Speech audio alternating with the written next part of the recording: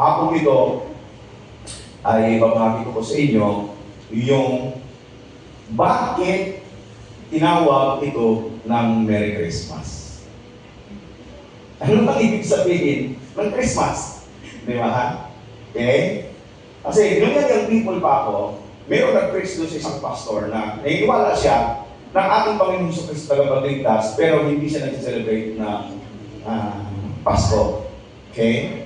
Kasi pag sineselebrate na natin ang Pasko, sineselebrate natin at parang sinasabi na natin mabuti sa iyo, Panginoong Hesus Kristo, na napako si datang na araw daw ng Pasko. Pero nung ni-research ko po ito, medyo malayo doon sa interpretation at saka yung preach ng pastor. Pero hindi po ako ano sa mga pastor na, kasi may mga pastor talaga hindi naniniwala ng Pasko. Pero ito ay isang minor doctrine lang. Pero dahil nandito na tayo sa buwan na kung saan December, ang lubos-lubosin na po natin. Amen? Amen? Amen. Dalawa lang yata yung niwala ng mga Pasko. Amen. Amen. Kaya magkalala, 100% na iniwala pa ng Pasko. Kaya sabi, yan ang Pasko, hindi iniwala ng Pasko. No! Dapat, para sa akin, dapat tayo yung naniniwala ng Pasko. Amen. Sa Luke chapter 2, verse 6-7, talon tayo ng 9 to 10. Ayan. Habang sila'y, pura ba? Yan. Habang sila'y nasa Bethlehem, sumapit ang oras ng panganganak ni Maria.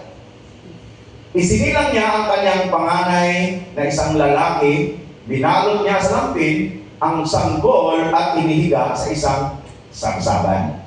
Sapagkat wala ng lugar para sa kanila sa bahay panuluyan.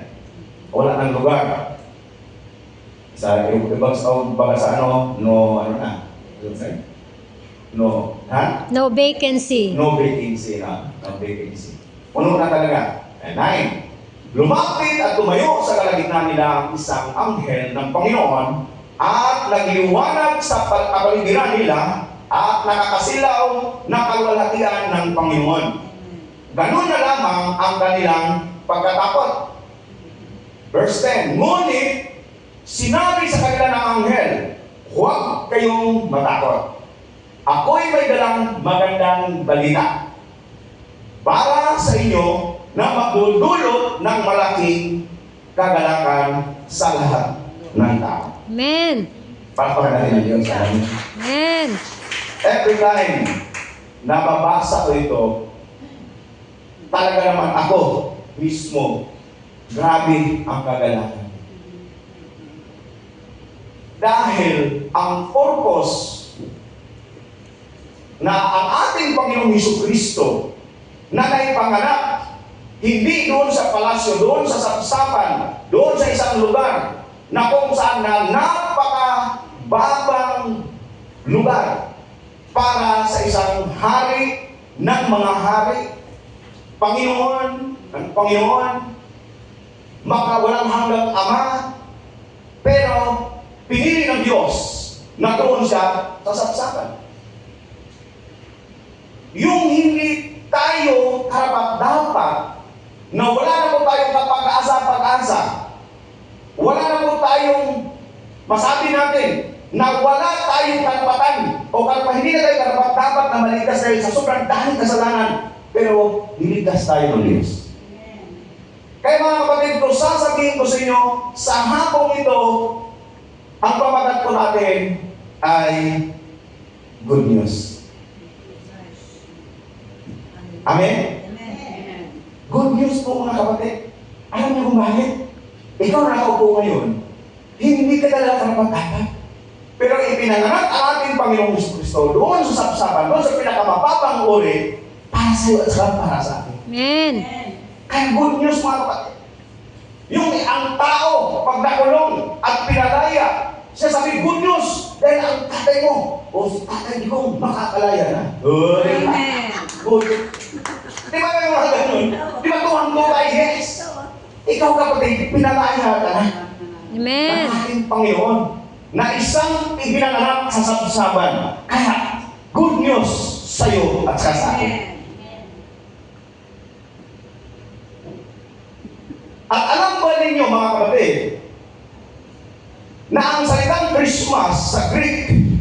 ay, sa English ito, ang pronounce ito ay Christogena.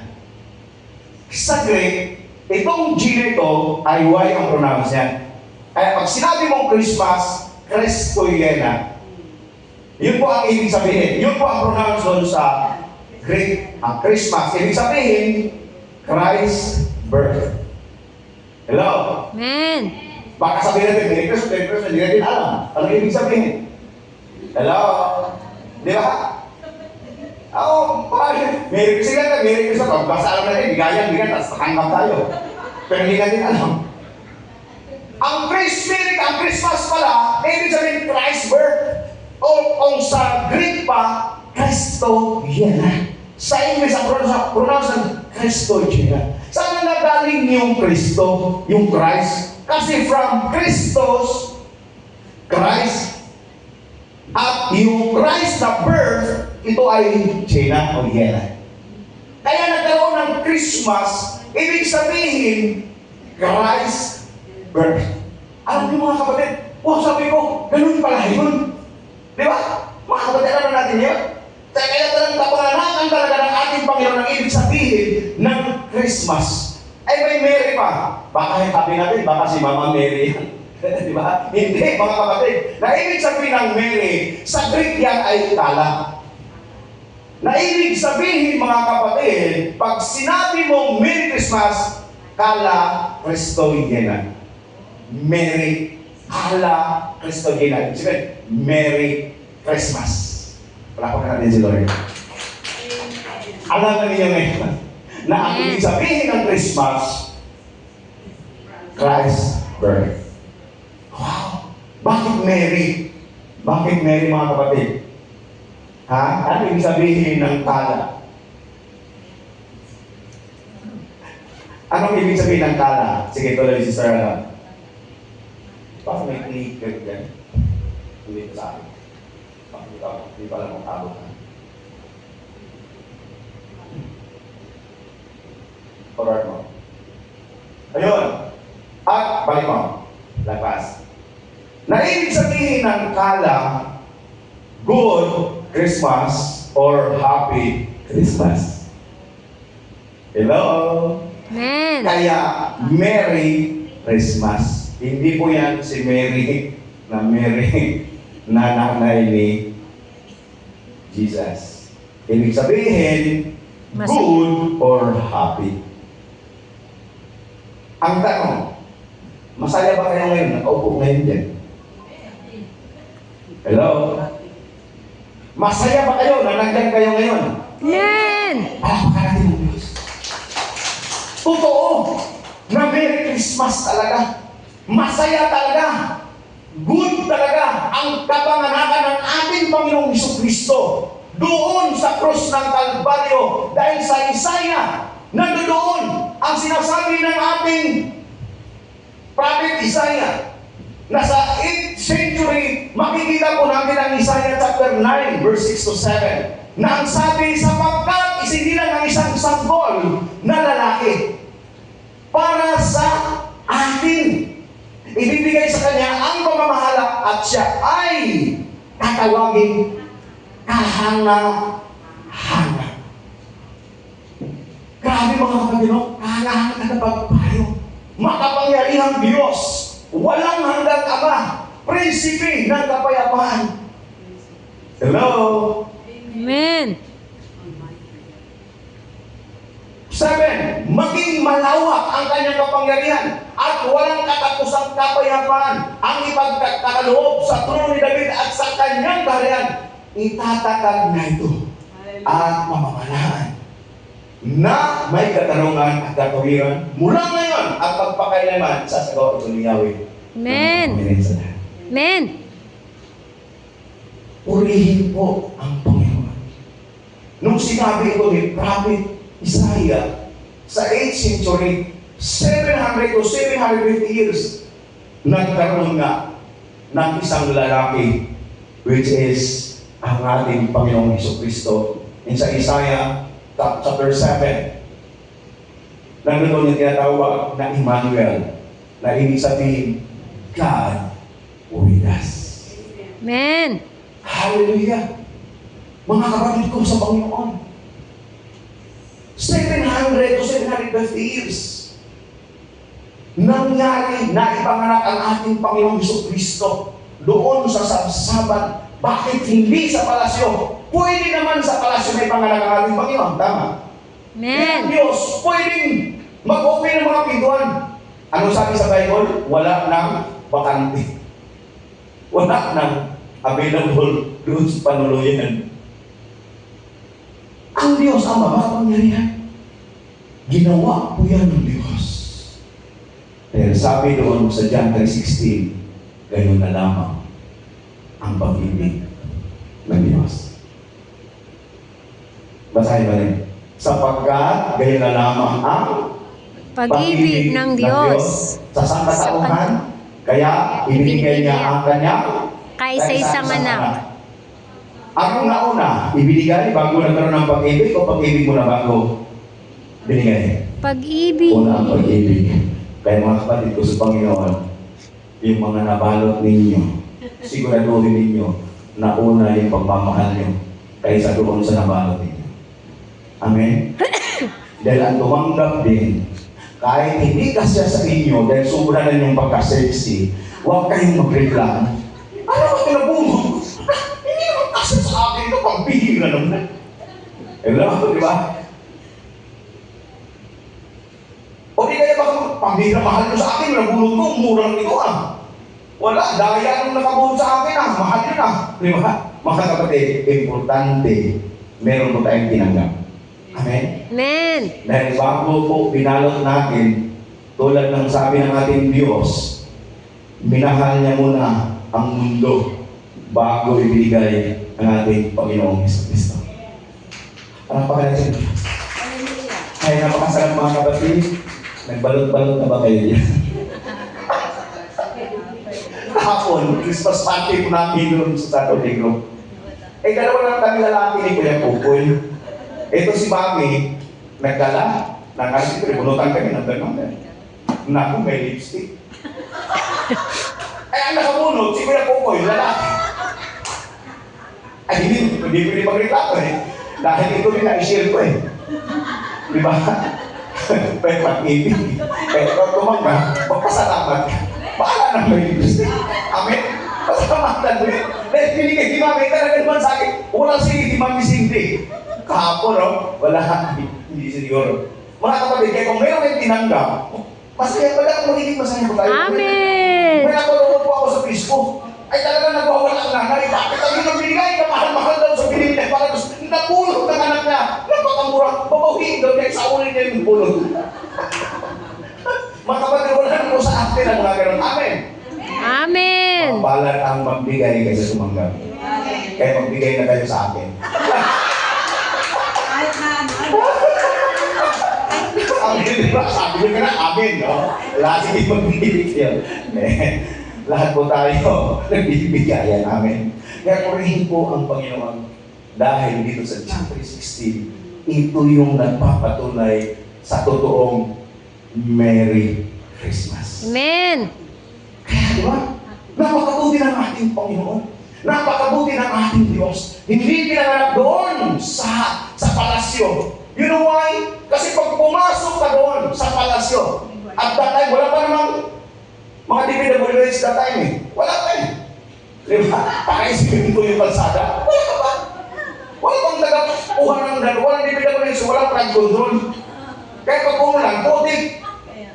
Yung doon pinili ng Diyos na doon may panganak ang ating Panginoon para kung sino man, may sapatos ka man, may chinilas ka man, o wala ka, pwede mong bisitahin at tingnan ng ating Panginoon. Amen! Parapakan natin ang Diyos. Amen. Kung doon may panganak ang ating Diyos sa kaharian, ay baka katulad lang siguro sa ating makapasok. Di ba? Eh paano na lang yung mga katutubo na pag pumasok sa mall, meron kami pinapuntuhan sa Mindoro, mga mangyan, 200 families po yun. Ang mga leaders, dinala sa Cubao, kasi nandun sa Alimon yung church namin. Ngayon, sabi pa sa Red Sea, bilhan mo yung mga bagong damit ko, iikot po sa 10 ng mga leaders. Ang pastor, una-una, dahil siyempre, siya yung nakakabisado, sunod-sunod ngayon yung mga mangyan. Ala ka nun. Pagbaba nila, wala sila napili. Pagbaba, hindi na bakit? Saan yung mga sinilas nyo? Pumasok sa mall, sa alikod. Iniwan. Saan yung mga sinilas nyo? Iniwan namin doon kasi baka malumihan eh. Okay. Ang kikap ng mall, di ba? Ang kikap ng tiles. Iniwan yung mga sinilas. Kasi naman takot eh. So, sabi matatawa. O ano, pinigilan ng pastor. Nung kami na nagminiting mga pastor, kung kami naghalakhaan, sabi ni pastor eh, huwag mo nang isama susunod. Kasi iniwan mo lang sila sa sila, baka magkalungin na po eh. Puti kasi yung sampung puti. Hindi sila nakatsinilas ng sapatos. Kaya mapupun, kasi bibilan na ng sapatos. Eh naku, iniwan yung mga tsinilas doon sa internet. Kaya lang yung mga kapatid, kung ang ating Panginoon doon na ipanganak sa isang palasyo, pagpasok mo pala, nakakaroon ang mga gwardiya doon. Amen. Hahanapan may appointment ka ba? Di ba? Pag wala, di ka masukin. Invitation. Nakakuhan ka ba? Kung bata ka ba? Nakagaroon ka ba? Hindi ka pwede papasok kasi naipanganak ka sa palasyo. Pero, praise the Lord. Dahil pinanganak ang ating Panginoon sa sapsaban. Walang harang. Amen? Kaya nga binalot siya eh. Binalot siya ng lampin, ordinaryong lampin. Buti na lang. May mga saging doon. Buti na lang walang mga saging at binalot ang ating Panginoon sa mga saging doon.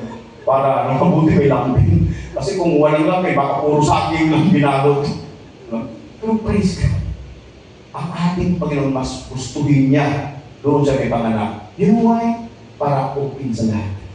Amen.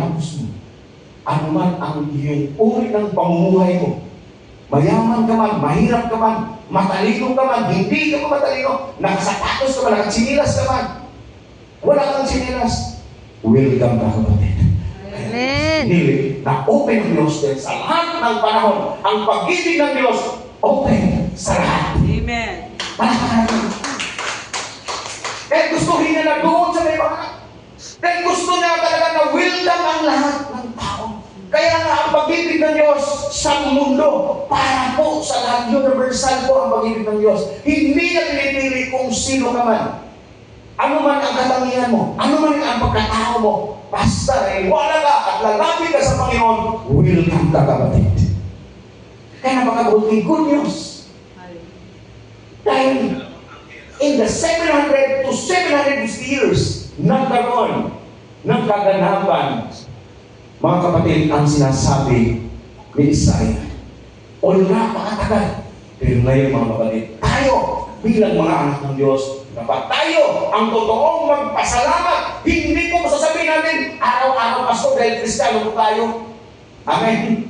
Minsan nasasabi ko natin, dapat Kristiyano araw-araw pasto. Pwede din naman yun. Pero kakaiba po ang buwan ng December. Amen. Yes. Kasi yung magkaroon ng kagandahan ang buong kinapan, ito yun, nagse-celebrate. Pumunta kami sa worldwide, ang may-ari naman yan Chinese. Pero bakit may mga Christmas tree? Bawat elevator, bawat escalator, side na gano'n may mga palamuti. Chinese sila, di ba? Naglalagay sila, mga palamuti. Na ibig sabihin, Buddhist pa sila, pero kinikilala tayo nila na mayroong Christmas. Amen. Di ba? Amen. Kahit saan ka pupunta ng mundo, basta December, makikita mo talaga may Santa Claus. Hello? Hindi po tayo nagpo-promote ng Santa Claus. Dahil ang Diyos, hindi po Santa. May Santa na, may Claus pa. Di ba? Babae na, hindi ko maintindihan eh. Sabi ng mga nanay natin na, pagdating ng alas 12, ang lagay na kayo ng bidyas. Di ba? Pero pag alas 12, pagdataan na si Santa Claus, magbibigay yun. Lahat ng bidyas ay sasakit nyo, kinabukasan puno yun, kasi tuwing alas 12, lalabas si Santa Claus. Di ba? Talaga naman yun. Tayo noon, lalagay kagad tayo ng bidyas, di kayo kapo natin. Excited. Alas 4 pa lang, siningit ka. Talaga naman, punong-puno ang bidyas. Wala man Santa Claus. Claus talaga eh. Ang Santa Claus talaga yung tatay natin. Sunod na December, binantay na naman. Sabi na, ano meron talaga, no? Binantayan niya. Naku, hindi natulog pala yung anak. Sinibig niya sa kwarto. Naku, ang tatay pala nagsuot ng kulay pula, nagdagano. Sabi niya, nakabihis na yung tatay. Sabi niya, kinabukasan sabi niya, Mami, alam niyo, si Santa Claus pala, alam ko hindi pumasok sa kwarto natin. Nakita ko kayo eh, niyayakap mo Santa Claus. Niyayakap mo Santa Claus. Sabi ko, saan mo nakita? Ay, hindi pa na ako natulog. Sabi mo, alas 12 matulog kahit sige lalabas sa Santa Claus. Hindi ako natulog eh. Sinilip yung kwarto natin. Una, pumapasok pala sa Santa Claus muna sa kwarto bago doon sa maglalagay sa Diyos. Mga kapatid, wala pong Santa Claus. Hello? Amen. Mayroong totoong Diyos na pinanganak na sinabi ni Isaiah na walang hanggang ama, kahanga-hanga, tagapayo, makapangyarihang Diyos, prinsipe ng kapayapaan. Grabe ang kapangyarihan ng Diyos. Yung pag sinabing walang hanggang ama, mga kapatid, sa iyo, anytime na may mga problema tayo, di ba tinatapit tayo ng Diyos na kaya niya. Walang problema na ipinapahintulot ko sa iyo na hindi mo kaya. Di ba? Kaya mo yan. Sige, kumbati lang. Sinisaya pa. Payas lang. Tuloy mo lang. Kahit pag malagpasan mo yan, huwag kang magalala. Meron pa susunod. May pa problema. Di ba? Pero huwag kang magalala. May kasama tayo sa buhay. Noong una, iba yung kasama natin. Pag may problema tayo, wala tayo sa Panginoon, mga marites. Mari, anong ladies? Di ba yung ibig sabihin ng mga marites eh? Mari, anong ladies? Bakit hindi nyo alam yung meaning ng marites ah? Mari, anong ladies? Yun yung marites. Mga kapatid ko sa Panginoon. Pero ngayon, wala. Kahit ikaw lang mananalangin lang sa Panginoon. Nandiyan mararamdaman mo yung yakap ng Panginoon. Hallelujah. Na kung saan minsan, na yung yakap na una natin, nagkaroon tayo ng boyfriend. Yung talaga namang ilag na ilag tayo. Yung unang kiss natin na talagang nanginginig pa yung labi natin dahil talagang pinakamahir yung unang kiss eh. Diba? Nanginginig. Hindi yung ganun, hindi mo alam kung tatama o hindi. Diba? Pero noong katagalan, nung nag-ibang bansa ka, siya rin nag-ibang bahay. Di ba? Pero tandaan natin, ang Diyos ang higit na nagmahal sa sino mang nagmamahal sa atin sa mga ibang kita. Amen. Kaya nga, good news eh. Hindi tayo dapat mahalin. Hindi tayo ibig yung mukha natin. Pero ang Diyos, mahal tayo. Kayo na lamang ang pag-ibig ng Diyos sa iyo. Kaya niligaluhan tayo na nakabalot doon sa sabsaban para iligtas tayo. Amen. Para mahalin tayo. Para i-comfort tayo. Para palakasin tayo. Amen? Amen. Ang Diyos, ang ating Panginoon, na naipanganak sa isang lugar na walang kakwinta-kwinta. Pero, ginawa niya yun para tayo may kakwinta-kwinta. Ang Diyos, nagpakahirap para hindi natin maranasan ang paghihirap. Kaya inako ng Diyos ang lahat ng sakit para hindi tayo makakaranas ng sobrang sakit sa buhay mo. Binayaran ng ating Panginoon. Kaya yung kapanganakan niya mga kapatid doon sa krus ng kapanganakan doon sa sabsaban na isang lugar na open po yan mga kapatid para walang magiging hadlang sa paglapit natin sa Panginoon. Amen. Ipinanganak siya sa sabsaban dahil nais niya na kayo, pag lumapit kayo, wala pong maghahadlang po sa inyo. Wala pong haharang sa inyo. Wala pong sino man na sumuway sa inyo. Dahil umupin po yun ang kapanganakan ng ating Panginoon doon sa sabsaban. Hallelujah.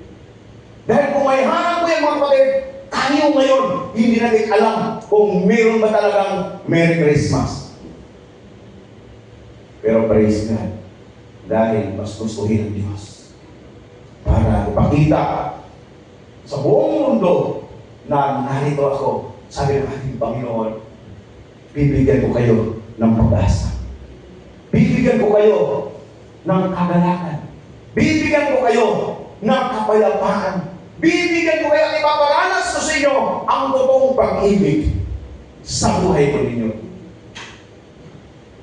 Mga kapatid, maliwanag ko dito mga kapatid, kaya ang pinaka-purpose talaga ng Diyos kung bakit siya bumaba dito sa mundong ibabaw nito para magkaroon po tayo ng pag-asa. Number 1. Amen?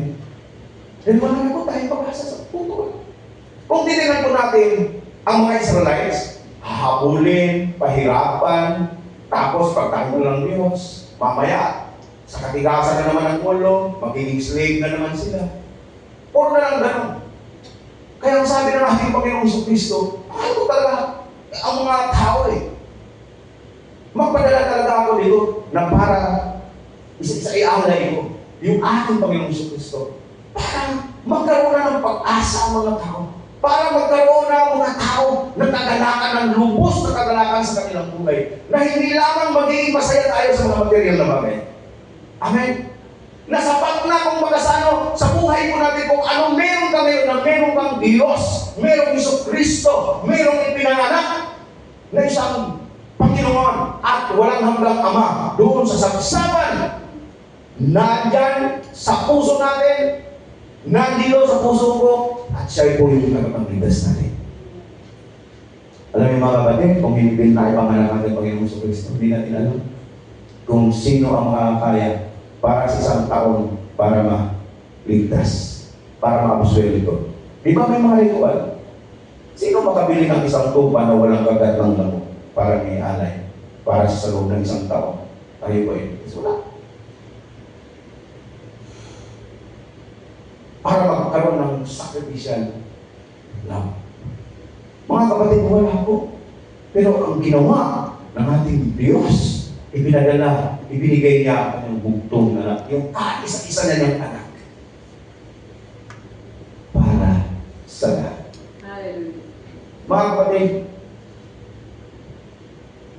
nang binuwan ko, wala naman talaga tayo naman eh. Wala na tayo kapag-asa sa buhay ko natin. Wala talaga. Kahit ano pong yaman po natin, kahit ano pong gagawin po natin sa buhay ko natin, mabuti na lang dahil mayroong isang ipanganak doon sa sasapan.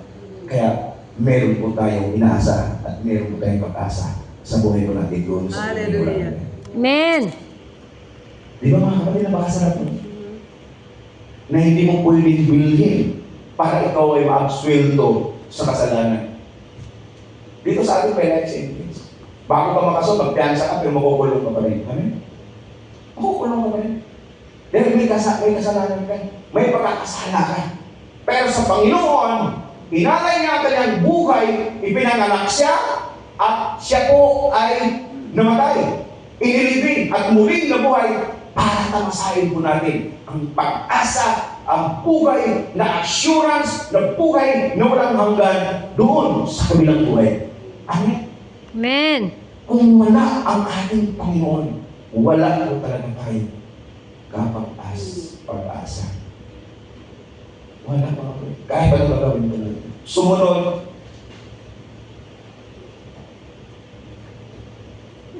Pag-ininapat na.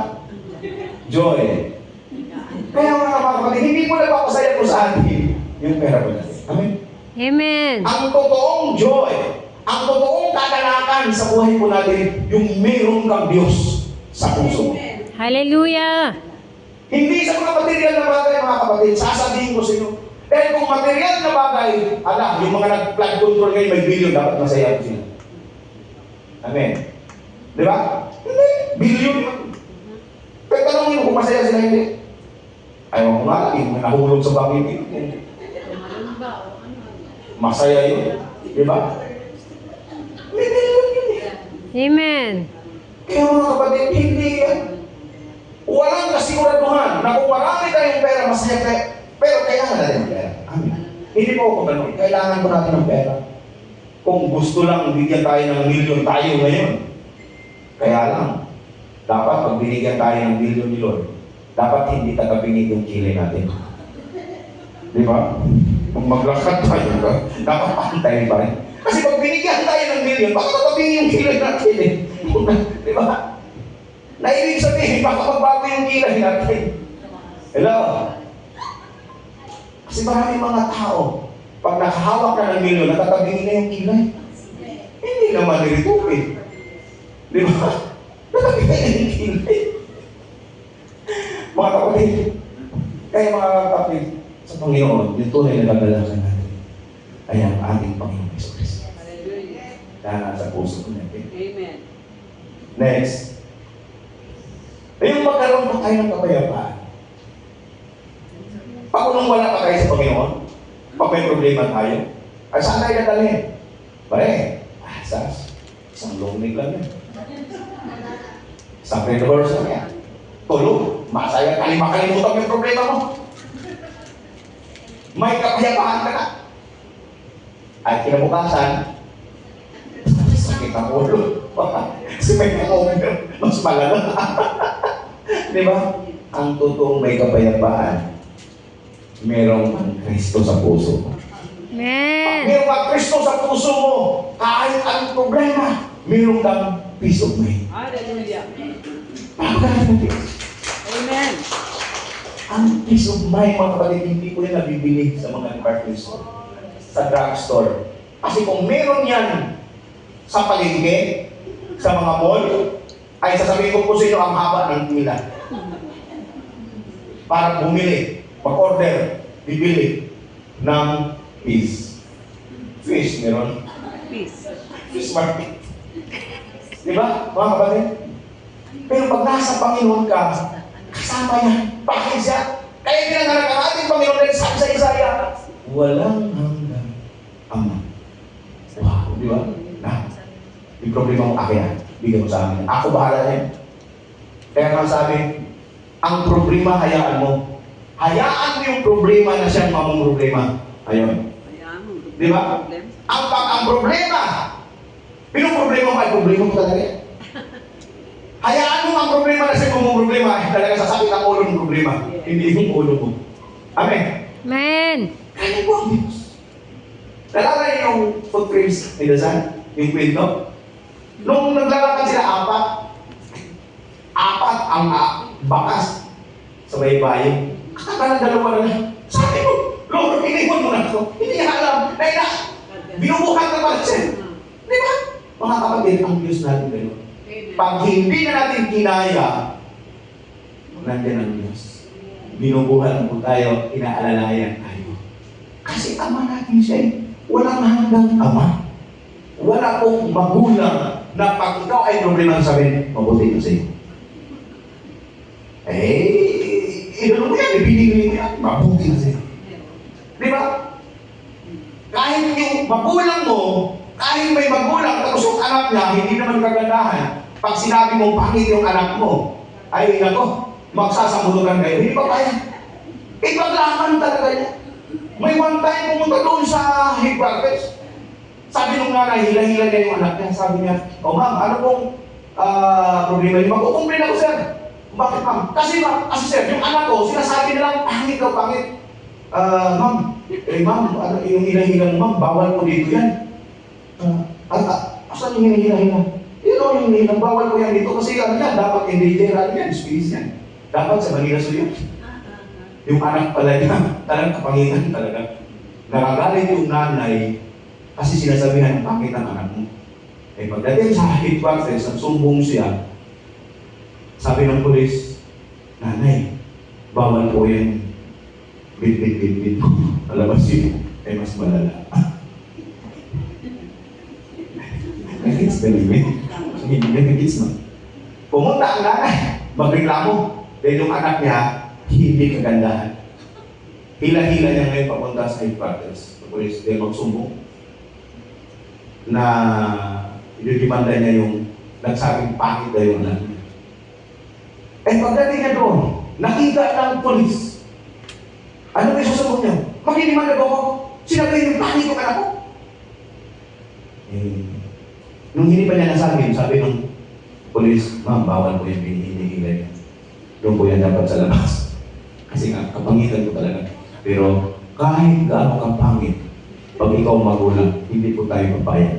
Maganda po yan sa paningin natin. Amen. Amen. Ay, boy, wow, ang ganda-ganda mo na. Ang gwapo-gwapo mo. Kamukha ka ng tatay mo. Pag babae man, kamukha ka ng lula mo. Kasi hindi ka kailangan eh. Kapag sinabi mo kamukha, pero pag maganda sabihin, manang-manang talaga sa akin. Di ba? Pero pag hindi ka ganun, manang-manang ka sa talaga sa lula mo. Hindi manapis. Mga kapatid ko, meron po tayong peace. Peace of mind, mga kapatid. Dahil ang Diyos, ang pagpalito ng ating Panginoon, merong hope, merong joy, merong peace, and lastly, love. Amen. Lahat ng mga bagay. Kaya nga, natuto tayong magmahal. Matututunan natin mahalin yung katabi natin. Sige, itinan nyo muna yung katabi. Tingnan nyo. Kung kaibig-ibig. Di ba? Kaibig-ibig. Kasi, alam ko, ang pagpalito ng ating Panginoong Jesucristo nung naipanganak sa sapsapan dahil love tayo ng Diyos. Amen? Amen. Matututunan natin yung pag-ibig. Matututunan natin magmahal sa mga kabatiran natin sa Panginoon kahit kapagpasaway. Pero dahil mahal natin ang Diyos, dumaloy ang pag-ibig ng Diyos sa ating buhay papunta sa ating mga kasama sa church. Amen. Di ba? Yung katabi mo ngayon, hindi mo alam. Pagkalikod mo niya, inaaway. Di ba? Gusto sa bunutan. Mga kapatid, ang Diyos na naipanganak sa sapsapan, ito, Diyos. Tumanggap ka nila sa Kanya at naligtas ka na hindi ka kapagtapang. Ang pag-asa natin ay sa Panginoon. Umaasa tayo sa Panginoon. Meron tayong kapayapaan dahil meron tayong Panginoon. Meron tayong kagalakan dahil meron tayong Panginoon. Meron tayong pag-ibig, natututo tayong umibig kahit hindi ka ibig-ibig dahil sa Panginoon. Amen. Ang kapatid ko, ang true meaning of Christmas ay ang mga bagay na ito. Hello? Kaya good news, mga kapatid. Sa Panginoon. Palakpakan natin ang Panginoon. Tayo po lahat.